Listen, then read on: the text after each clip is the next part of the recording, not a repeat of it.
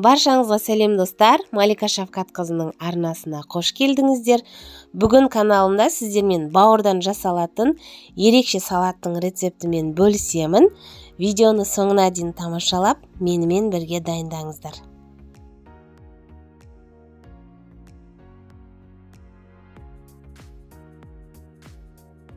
Ал бисмилля деп іске кірісейік.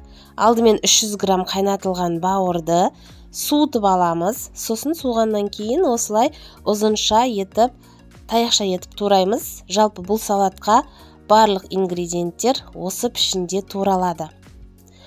Егер бауыр ұнатпайтын болсаңыз, оның орнына қайнатылған ет, тауық етін қоссаңыздар да болады.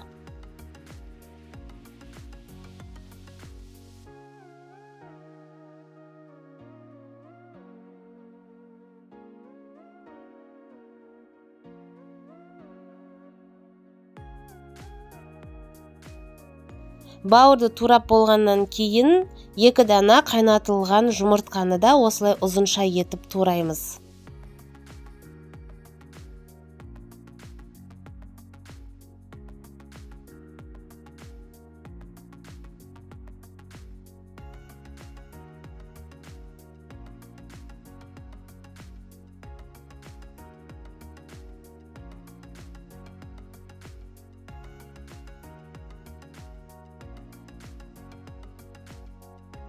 Сосын 100 грамм жасыл бұршақ, 100 грамм консервіленген жүгеріні саламыз.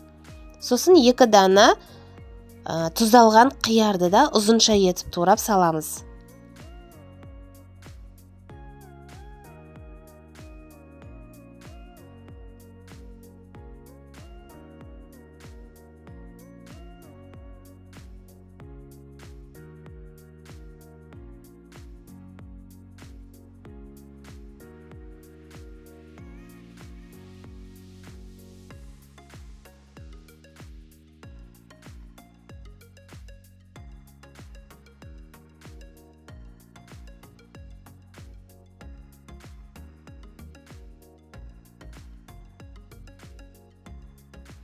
Елу грамм салат жапырағын жуып алып, сосын кептіріп қоямыз.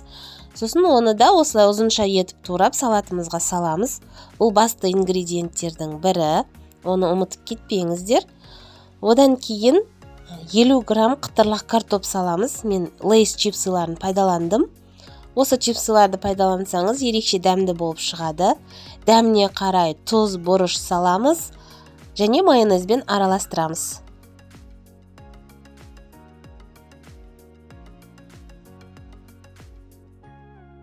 Мінекей, салатымыз дайын болды. Шын мәнісінде де өте дәмді болып шығады достар. Сіздерге дайындап көруге кеңес беремін. Бұл салаттың маған қатты ұнаған ерекшелігі бауырдың дәмі білінбей кетеді. Тура бір қайнатылған ет қосылған сияқты болып тұрады. Біздің балалар бауыр жемейтін, бірақ мына салатты таласа тармаса жеп қойды. Сондықтан сіздерге де дайындап көруге кеңес беремін. Жаңа жылдық дастарханға дайындап көріңіздер, өте ерекше болып шығады. Егер мен салатымның рецепті сіздерге ұнаған болса, видеоға лайк басып кетуді ұмытпаңыздар.